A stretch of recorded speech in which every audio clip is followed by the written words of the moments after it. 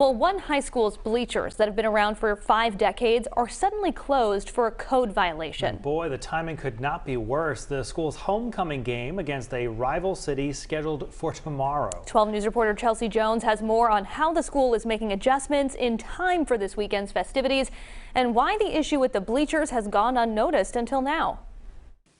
The problem is that the spacing between the floor and the seat is greater than 4 inches, and it's in violation of a code. And with homecoming tomorrow, staff here at Pilgrim High School are upset that they're closed. These bleachers have been here since 1965, and we have not had an issue with any safety issues at all.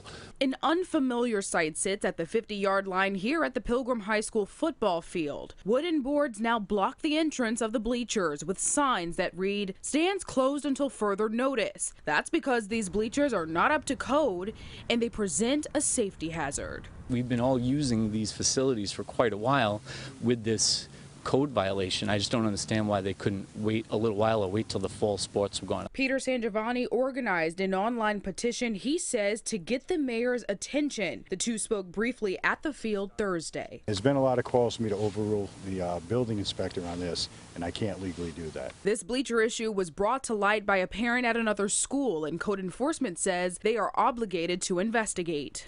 It's this back here, up to the bottom of the seat. Staff at Pilgrim say students have already missed out on so much. The unfortunate thing is these kids have been through a lot with the pandemic and everything, and they've lost a lot.